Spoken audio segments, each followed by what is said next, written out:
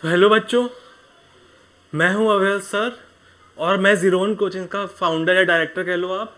उसके बाद हम आपके लिए लेके आए हैं 0 to 1 in graphs. 0 to 1 in graphs का मतलब क्या होता है कि ग्राफ से लेकर A to Z नॉलेज जो भी आपको चाहिए वो इस कोर्स में आपको मिलेगी। ठीक है, ग्राफ से लेकर A to Z नॉलेज जो भी आपको चाहिए वो इस कोर्स में मिलेगी। साथ ही साथ मेरी AI1 आ चुकी है IIT जैम में, तो मुझे पता है कैसे गाइड करना है बच्चों को, कैसे नहीं करना है। ठीक है, तो देखते हैं अब हम। पहला टॉपिक है एल्जेब्रिक फंक्शंस। उसमें भी पहला क्या है मेरा, पॉलिनोमियल फंक्शंस। तो एल्जेब्रिक फंक्शंस का मतलब क्या होता है, हम ये समझने की कोशिश करते हैं कि मेरा एल्जेब्रिक फंक्शंस का मतलब क्या होता है। तो एल्जेब्रिक फंक्शन मतलब नाम से क्या समझ में आ रहा है तुम्हें?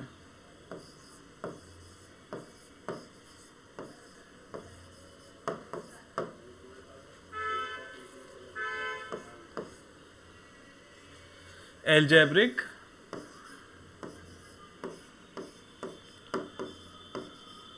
फंक्शन, तो एल्जेब्रिक फंक्शन इस नाम से क्या समझ में आ रहा है? एल्जेब्रिक फंक्शन मतलब कि हम कोई भी वेरिएबल x में, हम कोई भी वेरिएबल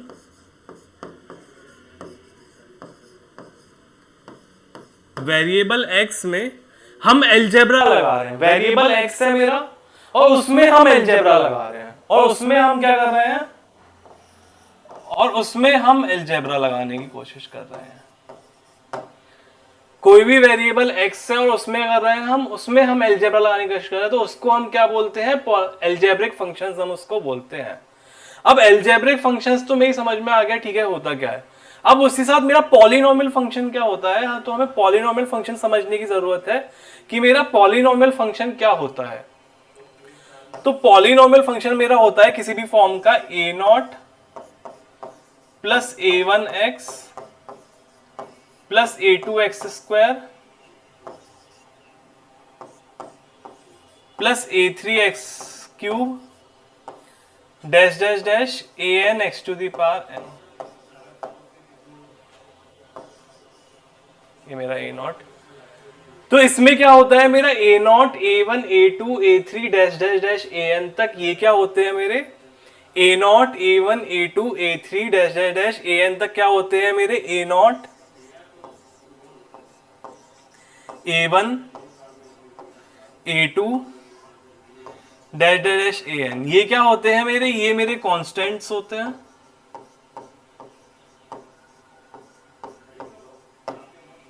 ये क्या होते हैं, ये मेरे कांस्टेंट्स होते हैं। और x क्या होता है मेरा, x मेरा वेरिएबल होता है। तो इस पूरे को हम क्या बोलते हैं, इस पूरे को हम क्या बोलते हैं, इस पूरे को हम पॉलिनोमियल फंक्शन, इस पूरे को हम पॉलिनोमियल फंक्शन बोलते हैं। समझ में आया? तो सम बेसिक पॉलिनोमियल फंक्शन, कुछ बेसिक्स पॉलिनोमियल फंक्शन। तो पहला मेरा पॉलिनोमियल फंक्शन क्या होता है बेसिक सा, पहला मेरा पॉलिनोमियल फंक्शन होता है मेरा x। पहला मेरा बेसिक पॉलिनोमियल फंक्शन क्या हो गया मेरा x। कुछ नहीं करना, सिंपल 1 डिग्री का पॉलिनोमियल है, उसमें भी क्या है मेरा सिंपली x। तो x की क्या वैल्यू होती है मेरी, बताओ। सिंपल, तो x का सब, तो मेरा ये कुछ मेरा बेसिक पॉलिनोमियल हो गया। वैसा ग्राफ कैसा होता है मेरा, ग्राफ मतलब समझते हो ना कि ये मेरी x एक्सिस, मतलब इसमें हम x प्लॉट करेंगे, ये मेरी y एक्सिस, मतलब ये जो y है मेरी इसकी आउटपुट है, y जो मेरा है इसका आउटपुट है, हम इसमें आउटपुट पुट करेंगे, इसमें हम इनपुट पुट करेंगे। तो मेरा ग्राफ कैसा आएगा, मेरा ग्राफ कुछ ऐसा आएगा। समझ में आया? ये है मेरा x, ये है मेरा y, ये है मेरा x, ये है मेरा y, और इसमें करेंगे हम, इसमें मेरा आउटपुट आएगा, इसमें मेरा आउटपुट आएगा इस तरीके से। समझ में आया? नेक्स्ट बेसिक पॉलिनोमियल फंक्शन क्या है मेरा, बताओ। x²। अगला क्या है मेरा बेसिक सा पॉलिनोमियल फंक्शन, x²। तो x² का ग्राफ कैसा होता है मेरा, प्लॉट करके देखिए हम कुछ बेसिक सी वैल्यूज। ये मेरा 1, ये मेरा -1, ये मेरा 2, ये मेरा -2, ये मेरा 1, ये मेरा 4, और ये मेरा 9, ये मेरा 3, और ये मेरा -3। तो 0 पे क्या होती है मेरी वैल्यू, 0 अगेन 0 पे मेरी अगर वैल्यू,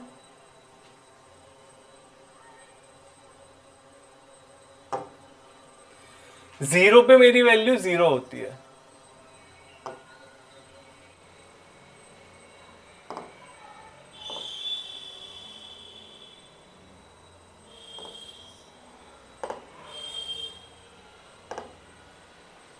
तो 0 पे मेरी वैल्यू क्या होती है, मेरी 0 पे मेरी 0 होती है।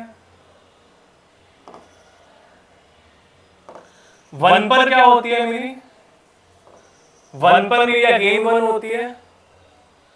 -1 पे क्या होती है मेरी, अगेन 1 होती है।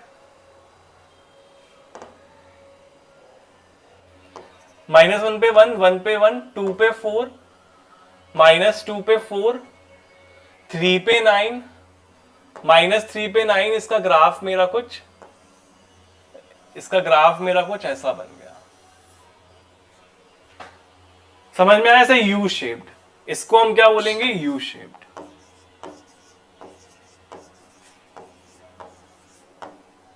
इसको हम क्या बोलेंगे, यू शेप्ड ग्राफ।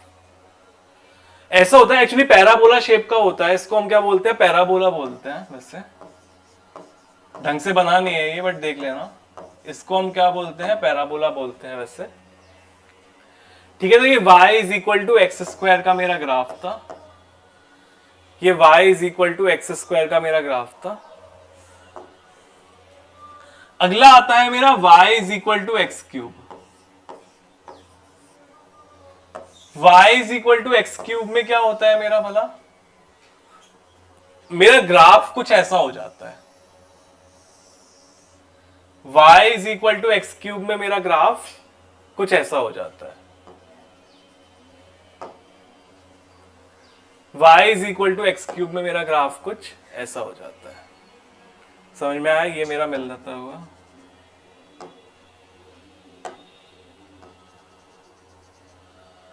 ये मेरा मिक्स होता हुआ। ठीक है, और क्या होते हैं मेरे, और देखें हम।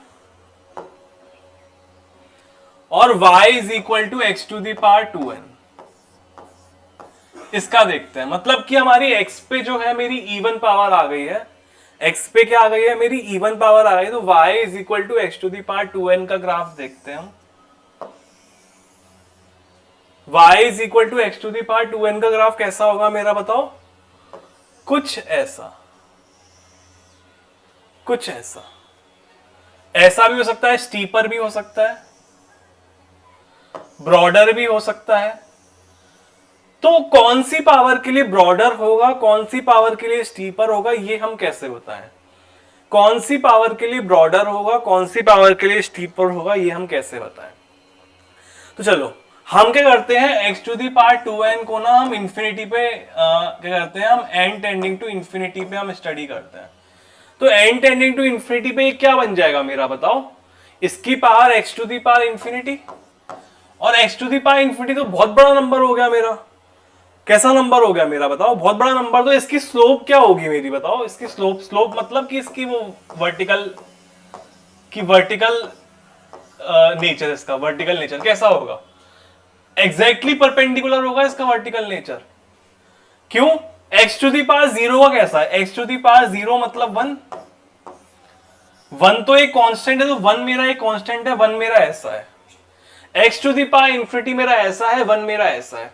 तो जैसे जैसे मैं पावर्स इंक्रीज करता जा रहा हूं, जैसे जैसे मैं n को इंक्रीज करता जा रहा हूं, इसकी स्लोप क्या हो रही है मेरी, स्टीपर होती जा रही है। जैसे जैसे मैं n की पावर्स इंक्रीज करता जा रहा हूं, मेरी ये स्लोप क्या होती जा रही है, और स्टीपर होती जा रही है। समझ में आया? सिमिलरली है मेरा y is equal to x to the power 2n plus 1। क्या है मेरा, y is equal to x to the power 2n plus 1। तो इसका ग्राफ कैसा होता है मेरा, अगेन इसका ग्राफ मेरा कुछ ऐसा, कुछ ऐसा। तो अगेन ये मेरा पतला होते जा रहा है और स्टीपर होते जा रहा है। तो कौन सा स्टीपर और कौन सा, अगेन सेम लॉजिक है कि जैसे जैसे मैं n इंक्रीज करता जाऊंगा, जैसे जैसे मैं n इंक्रीज करता जाऊंगा, जैसे जैसे मैं n इंक्रीज करता जाऊंगा, ये क्या होता जाएगा मेरा, स्टीपर होता जाएगा। समझ में आया? तो जैसे जैसे मैं n इंक्रीज करता जा रहा हूं ये क्या होता जा रहा है, मेरा स्टीपर होता जा रहा है। अब आते हैं हम रैशनल एक्सप्रेशन पे। तो रैशनल एक्सप्रेशन क्या होता है भला मेरा? रैशनल एक्सप्रेशन मेरा होता है px बाय qx। px क्या है मेरा? px और qx क्या है मेरे भला बताओ? Rational expressions. px और qx क्या है मेरे बताओ? रैशनल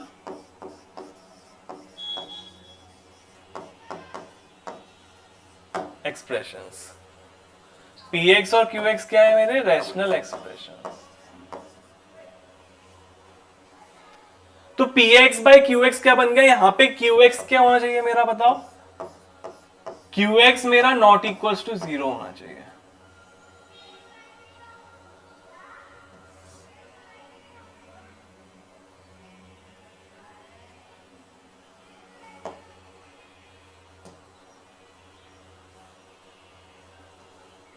दो मिनट बस।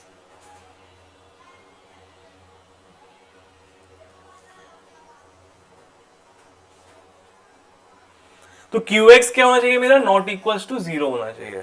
तो अगर qx मेरा अगर 0 हो गया तो इसका मतलब क्या है? ये मेरा एक रैशनल एक्सप्रेशन नहीं बचेगा, क्योंकि डिवाइड बाय 0 आ जाएगा। तो इसका मतलब क्या है? ये मेरा बेसिक रैशनल एक्सप्रेशन नहीं बचेगा। तो मेरे इसके एग्जांपल्स क्या क्या होते हैं? मेरे इसके examples 1 by x, x plus 1 by x square plus 2। और एग्जांपल्स क्या होते हैं मेरे? X cube plus x square plus 1 divided by x plus 2। ऐसे वेरियस, मतलब कि ऊपर एक पॉलिनोमियल और नीचे एक पॉलिनोमियल। तो ये मेरा क्या बन गया? एक रैशनल एक्सप्रेशन मेरा बन गया। ठीक, graphs of some basic rational expressions. कुछ ग्राफ्स बेसिक रैशनल एक्सप्रेशन से कुछ ग्राफ्स। तो ग्राफ क्या होंगे मेरे बताओ? पहले का क्या होगा मेरा? पहला मैं क्या ले लू एक्सप्रेशन? 1 by x. पहला एक्सप्रेशन क्या ले लू मैं बताओ? 1 बाय एक्स।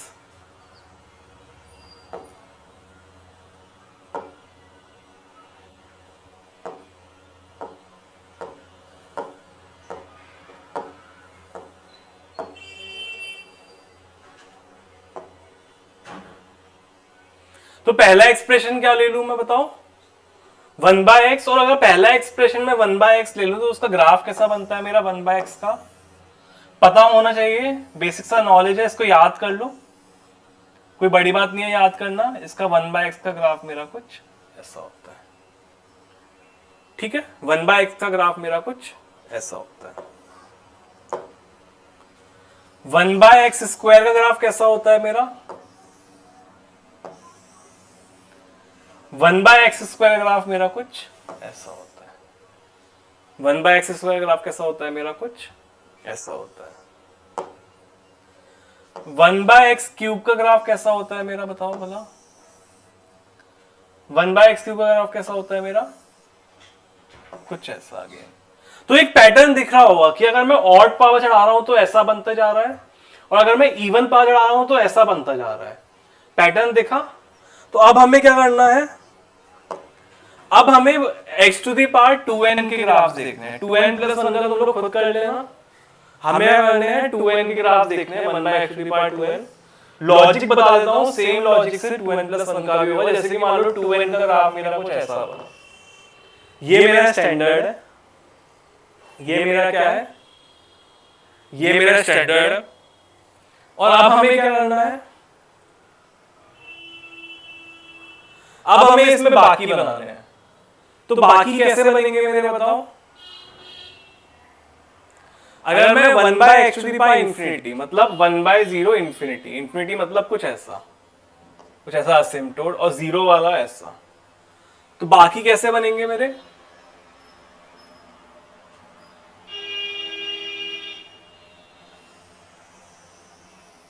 कुछ ऐसा। 1 पे तो सारे कट करेंगे एक दूसरे को, कुछ ऐसा, कुछ ऐसा। ये 1 पर सब x इक्वल टू 1 पे ये सब एक दूसरे को कट करेंगे, और ये मेरा ग्राफ कुछ ऐसा बनेगा। सेम इसमें है, 1 पे कट करेंगे, -1 पे कट करेंगे, सॉरी, -1 पे 1 आएगा और ये मेरे ऐसे। तो ये कैसे मूव कर रहा है मेरा? अगेन ये इस साइड में कैसे मूव कर रहा है मेरा, बताओ? कि अगर मैं n को डिक्रीज कर रहा हूं, क्यों? सबसे लेफ्ट वाले को देखो, क्या है? n to the power infinity है मेरा। सबसे लेफ्ट वाला क्या है? As n tends to infinity, as n tends to infinity. जैसे ही मेरा n टेंड्स टू इंफिनिटी हुआ, जैसे ही मेरा n टेंड्स टू इंफिनिटी हुआ, तो n टेंड्स टू इंफिनिटी में मेरा क्या हुआ बताओ? n टेंड्स टू इंफिनिटी में मेरा सिंपली ये हुआ कि ये मेरा क्या बन गया? 1 by x to the power infinity, जो कि मेरा क्या बन गया? 1 बाय इंफिनिटी टाइप का, जो कि मेरा क्या बन गया? टेंड्स टू 0, जो कि मेरा क्या बन गया? This tends to 1 by infinity, this tends to 0। तो इसका मतलब क्या है मेरा? सॉरी 0। तो ये n डिक्रीज हो रहा है मेरा, सॉरी ये n क्या हो रहा है मेरा? ये n मेरा इंक्रीज हो रहा है। तो जैसे जैसे मैं n इंक्रीज करता जा रहा हूं, मेरा क्या होता जा रहा है? ये मेरा फ्लैट होता जा रहा है।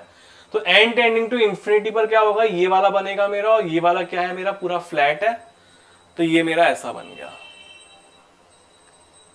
समझ में आया? जैसे जैसे मैं n इंक्रीज करता जा रहा हूं, मेरा ये इंक्रीज होता जा रहा है। अब हम आते हैं इरेशनल फंक्शंस पे। तो मेरा इरेशनल फंक्शन क्या होता है भला? इरेशनल फंक्शन जैसे कि मान लो x टू दी पावर 1/2, ये एक मेरा इरेशनल फंक्शन है। मतलब अभी क्या था मेरा? वेरिएबल पे नेगेटिव पावर्स थी, वेरिएबल पे इंटीजर्स पावर्स थी, पर अब क्या है मेरा? वेरिएबल पे मेरी फ्रैक्शन पावर है। मतलब क्या है मेरा? वेरिएबल x उस पे क्या है? मेरी फ्रैक्शन पावर है। उस पे क्या है? मेरी फ्रैक्शन पावर है, जो कि क्या है मेरा? वेरिएबल x है, और उस पे क्या है? मेरी फ्रैक्शन पावर है। तो ये मेरा क्या बन गया? एक इरेशनल फंक्शन बन गया। इसके और एग्जांपल्स क्या है मेरे? x to the power 5/4, x to the power 2/3, x to the power 1/9, x to the power 23/24। हाँ, बड़ी हो कोई दिक्कत नहीं है, बस फ्रैक्शन के फॉर्म में होना चाहिए, मतलब रैशनल एक्सप्रेशन के फॉर्म में होना चाहिए, p/q के फॉर्म में होना चाहिए। यहाँ पे p और q क्या होने चाहिए मेरे? p/q के फॉर्म का होना चाहिए, जहां पे p और q क्या है मेरे?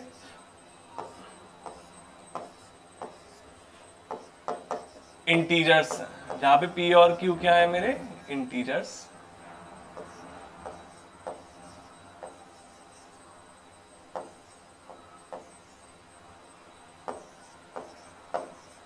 यहाँ पे p और q क्या है मेरे? Integers.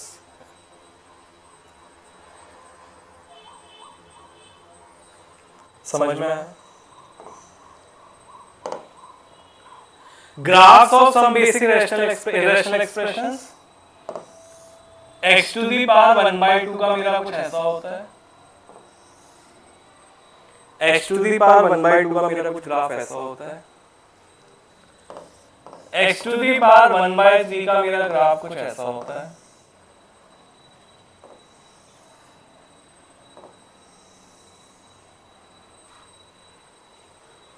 x to the power 1/3 का ग्राफ मेरा कुछ ऐसा होता है। ये नहीं आता है, कर्व नहीं आएगा यहाँ पे, ध्यान रखना, सिर्फ ऐसा। समझ में आया? x टू दी पावर 1/3 का ग्राफ कुछ ऐसा होता है, x टू दी पावर 1/4 का अगेन मेरा कुछ ऐसा होता है। ऐसा क्यों आ रहा है मेरा ग्राफ? कि ये मेरा LHS में क्यों नहीं आया? ये मेरा LHS में क्यों नहीं आया बताओ मेरे को? LHS में इसलिए नहीं आया क्योंकि x अगर नेगेटिव हो गया तो उसकी क्या 1/2 डिफाइंड होगा मेरा?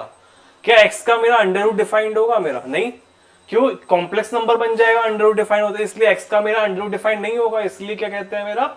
इसका हम क्या करेंगे? बस पॉजिटिव साइड के लिए हम डिफाइन कर देंगे इसको। समझ में आया? अब आते हैं हम पीसवाइज फंक्शंस पे। तो पीसवाइज फंक्शंस क्या होते हैं? पहले हम इसको एक ग्राफ के थ्रू समझने की कोशिश करते हैं कि मेरा पीसवाइज फंक्शंस क्या होते हैं। एक ग्राफ के थ्रू समझने की कोशिश करते हैं कि मेरा पीसवाइज फंक्शंस क्या होते हैं। तो पीसवाइज फंक्शन क्या होगा मेरा भला बताओ? जैसे कि मान लो कुछ ऐसा है,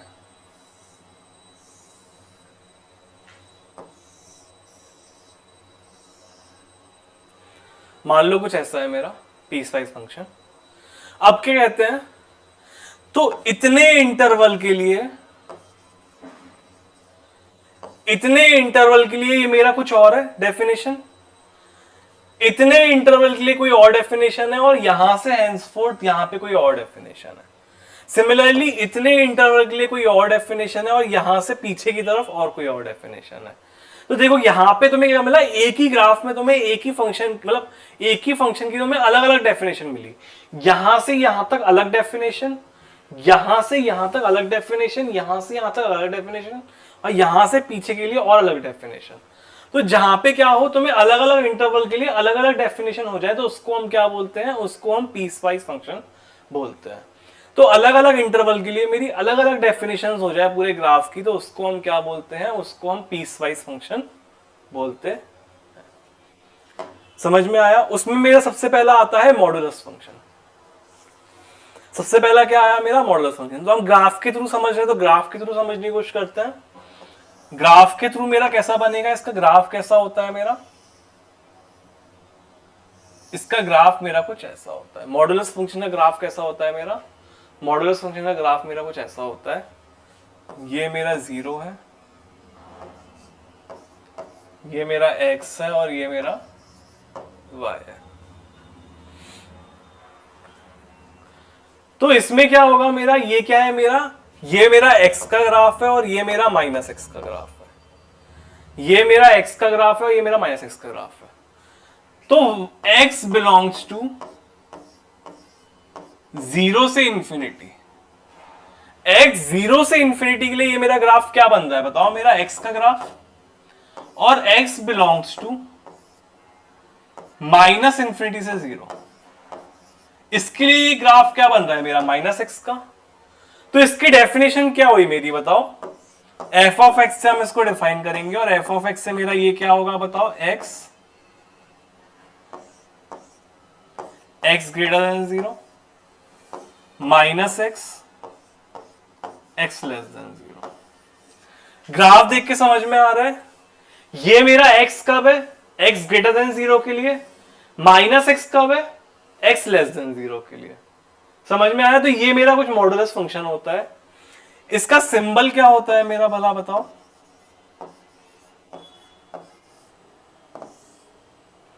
इसका सिंबल क्या होता है मेरा, भला बताओ। इसका ये दो ऐसे स्टैंड लाइन से, इसको हम ये मॉड x, इसको हम क्या बोलते हैं, इसको हम मॉड x बोलते हैं। अब इसका मतलब क्या होता है अलजेब्रिक टर्म में, तो अलजेब्रिक टर्म में इसका मतलब ये होता है मेरा कि इसके अंदर मैं कोई भी नेगेटिव वैल्यू डालूंगा, कोई भी नेगेटिव, जैसे कि -2, तो -2 का मॉड क्या होगा मेरा, वाला बताओ, 2 -3 का मॉड क्या होगा, 3। तो इसके अंदर मैं कोई भी नेगेटिव वैल्यू डालता हूं, तो उसको क्या करेगा, वो पॉजिटिव वैल्यू में कन्वर्ट कर देगा। तो अगर मैं इसके अंदर कोई भी नेगेटिव वैल्यू डालता हूं, तो क्या करेगा, वो इसको पॉजिटिव वैल्यू में कन्वर्ट कर देगा। और इसके अंदर मैं कोई भी पॉजिटिव वैल्यू डालता हूं, वो तो पॉजिटिव रहेगी मेरी, बट अगर मैं कोई भी नेगेटिव वैल्यू डालता हूं, तो वो करेगा, इसको पॉजिटिव वैल्यू में कन्वर्ट कर देगा। समझ में आया इतना? अब आते हैं हम सिग्नम फंक्शन के ऊपर। सिग्नम फंक्शन क्या होता है मेरा, भला बताओ। ग्राफ देख के समझना, ग्राफ देख के समझना कि क्या होता है मेरा सिग्नम फंक्शन। ये मेरा 0, ये मेरा 1, ये मेरा -1। ग्राफ देख के समझने की कोशिश करना कि मेरा सिग्नम फंक्शन क्या होता है। ये मेरा 0, ये मेरा -1, ये मेरा 1। तो इसका मैं बनाते जा रहा हूं, खुद सोचते जाना क्या होगा। तो इसका क्या है मेरा, x greater than 0।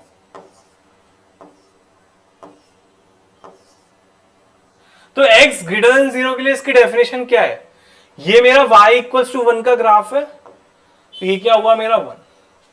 x equals to 0, x equals to 0 के लिए मेरी इसकी डेफिनेशन क्या है मेरी, बताओ। x इक्वल्स टू 0 के लिए, x इक्वल्स टू 0 के लिए ये मेरा अगेन 0 के बराबर है, और x लेस देन 0 के लिए क्या है मेरा, ये अगेन मेरा -1 है। तो इसकी तीन डेफिनेशन पीसवाइज फंक्शन की क्या हुई, ग्रेटर देन 0 के लिए 1 है, इक्वल्स टू 0 के लिए 0 है, और लेस देन 0 के लिए मेरा क्या है, ये मेरा -1 है। तो ये इसकी तीन डेफिनेशन हुई। ये क्या होता है मेरा बताओ, एस जी एन एक्स, इसका ये सिंबल है एस जी एन एक्स। और इसमें अगर मैं कुछ भी पॉजिटिव डालता हूं, जैसे कि मान लो इसके अंदर मैंने क्या डाला, कुछ भी पॉजिटिव +2 डाला, इसके अंदर मैं कुछ भी पॉजिटिव डालता हूं +2 डालता हूं, तो वो क्या बन जाता है मेरा बताओ, 1। क्यों, देखो ग्रेटर देन 0 के लिए क्या डेफिनेशन है मेरी, 1। इसके अंदर अगर मैं कुछ भी नेगेटिव डालता हूं तो वो क्या बन जाता है मेरा, -1, और 0 डालता हूं तो मेरा 0 बन जाता है। समझ में आया, ये मेरा कुछ सिग्नम फंक्शन होता है। ये मेरा क्या होता है, ये मेरा कुछ सिग्नम फंक्शन होता है। अब आते हैं हम मोस्ट इंपॉर्टेंट फंक्शन पे। मॉडुलस फंक्शन के बाद मोस्ट इंपॉर्टेंट फंक्शन आता है मेरा जीआईएफ फंक्शन। तो जीआईएफ फंक्शन क्या होता है मेरा, इसका क्या होती है डेफिनेशन, ग्रेटेस्ट इंटीजर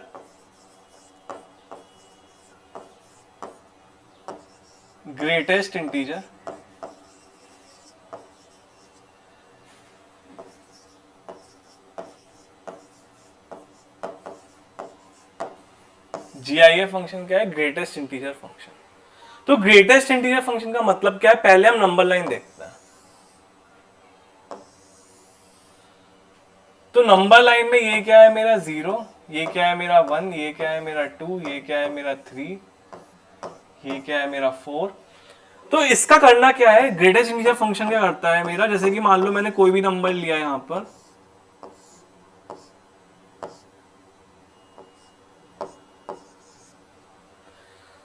जैसे कि मान लो मैंने कोई भी नंबर लिया यहां पे 0.5, यहां मैंने -0.8 ले लिया, यहां मैंने -1.6 ले लिया, ऐसे ले लिया मैंने नंबर, ये 3 नंबर ले लिए। तो ये करेगा नंबर लाइन पे जो भी पिछला वाला इंटीजर है, तो ये करेगा नंबर लाइन पे जो भी पिछला वाला इंटीजर है उसको पकड़ लिया। जैसे 0.5 का क्या है मेरा 0, -0.8 का क्या है -0.1, और -1.6 का क्या है -2। 0 का क्या है, -0.8 का क्या है -1, 0.5 का क्या है 0, और -1.6 का क्या है -2। तो इसने ये तीनों इंटीजर मेरे पकड़ लिए, क्योंकि जस्ट पिछले वाले इंटीजर है तो इसने मेरे ये पकड़ लिए। तो इसका सिंबल क्या होता है, हम सिंबल से बात करते हैं। 2 स्क्वायर ब्रैकेट,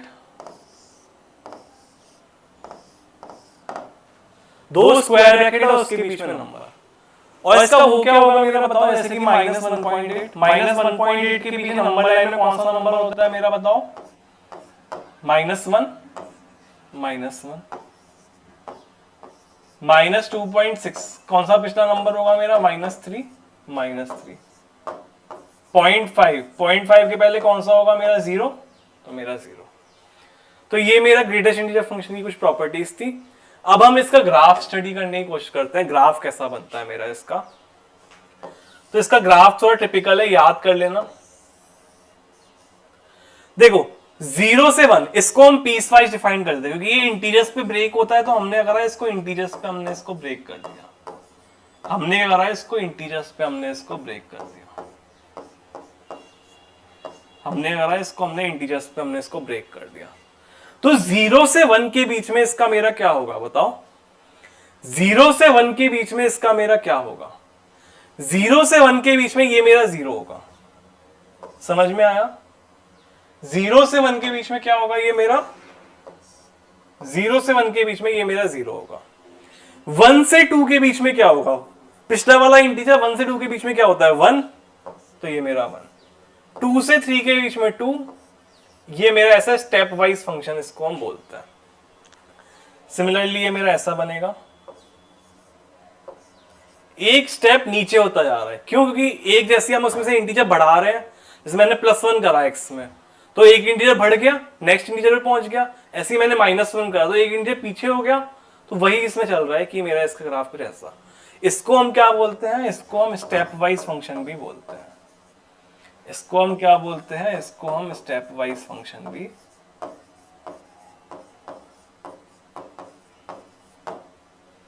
इसको क्या बोलते हैं हम, इसको स्टेप वाइज फंक्शन भी बोलते हैं।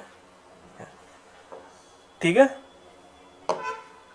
तो अब आते हैं हम फ्रैक्शनल पार्ट फंक्शन के ऊपर। ये भी काफी इंपॉर्टेंट होता है। इसका सिंबल कैसा होता है मेरा बताओ,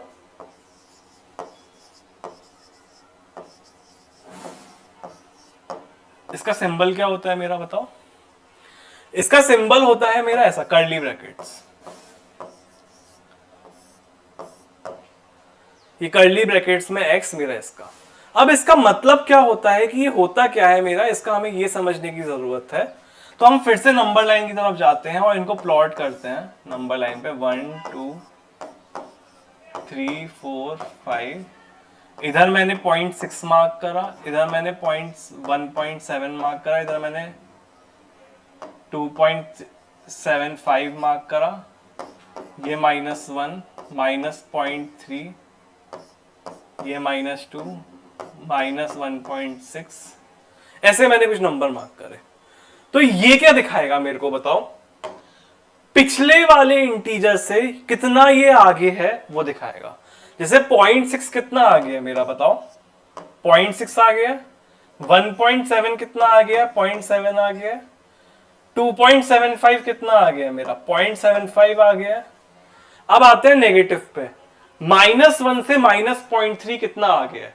0.3 तो उधर से पीछे है, 0 से पीछे 0.3 है, पर आगे कितना है -1 से? 0.7। तो ये मेरा 0.7, ये मेरा क्या बना? 0.4। तो इसका मतलब क्या होता है मेरा? जैसे कि फ्रैक्शनल पार्ट इंडेक्स में मैंने क्या डाला? 1.3। पिछले वाले इंटीजर से ये मेरा कितना आ गया है?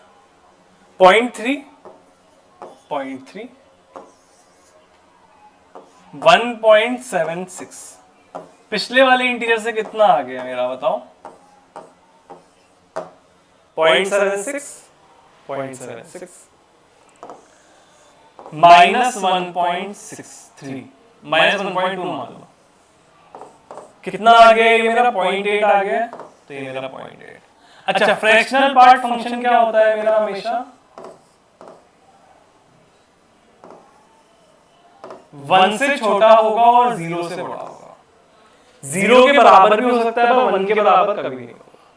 समझ में आया? 0 से बड़ा होगा और 1 से छोटा होगा, 1 के बराबर कभी नहीं पहुंचेगा और मेरा 0 से बड़ा हमेशा रहेगा। अच्छा, इसका ग्राफ कैसा होता है मेरा? 1 2 3 4 5 -1 -2 -3। ये मेरा इसका ग्राफ है कुछ ऐसा। तो इसका ग्राफ कैसा होता है मेरा? 0 से 1 के बीच में ऐसा, 1 से 2 के बीच में ऐसा, 2 से 3 के बीच में ऐसा, 3 से 4 के बीच में ऐसा, इसके बीच में ऐसा, इसके बीच में ऐसा, इसके बीच में ऐसा और इसके बीच में ऐसा। इसका ग्राफ मेरा सिंपली ये होता है। समझ में आया? ठीक है, एक लास्ट।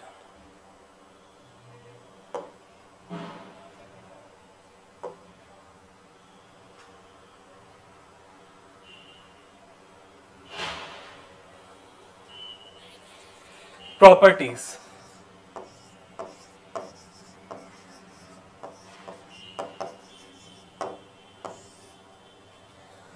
प्रॉपर्टीज क्या होती है मेरी बताओ? कि हम ग्रेटेस्ट इंटीजर फंक्शन और लीस्ट इंटीजर मतलब फ्रैक्शनल पार्ट फंक्शन की हम प्रॉपर्टीज देखने की कोशिश कर रहे हैं। तो ग्रेटेस्ट इंटीजर फंक्शन की प्रॉपर्टी क्या होती है? जैसे कि मैंने x में मैंने एक इंटीजर ऐड कर दिया, x में मैंने एक इंटीजर ऐड कर दिया, तो ये क्या बन गया मेरा बताओ? Greatest integer of x plus integer. मतलब कि इंटीजर को हम जस्ट के जस्ट बाहर निकाल सकते हैं, कोई दिक्कत नहीं है। इंटीजर को हम क्या कर सकते हैं? जस्ट के जस्ट बाहर निकाल सकते हैं, कोई इंटीजर कोई प्रॉब्लम नहीं है। और fractional part of x plus integer में क्या होता है मेरा बताओ? इंटीजर को हम इग्नोर मार सकते हैं, कोई दिक्कत नहीं है। इंटीजर को हम इग्नोर मार सकते हैं, कोई दिक्कत नहीं। ठीक है, एक और प्रॉपर्टी होती है, x को हम क्या लिख सकते हैं? Sum of greatest integer of x plus fractional part of x। क्या लिख सकते हैं हम? ग्रेटेस्ट इंटीजर ऑफ x को हम greatest integer of x plus fractional part of x। ठीक है बच्चों, तो आज के लिए इतना ही। बाकी हम नेक्स्ट सेशन में, अभी मैंने एक ओवरव्यू दिया है इन फंक्शंस का, अभी इन फंक्शन से क्वेश्चंस और बाकी चीजें हम डिटेल में करेंगे आगे जाके। ठीक है, थैंक यू।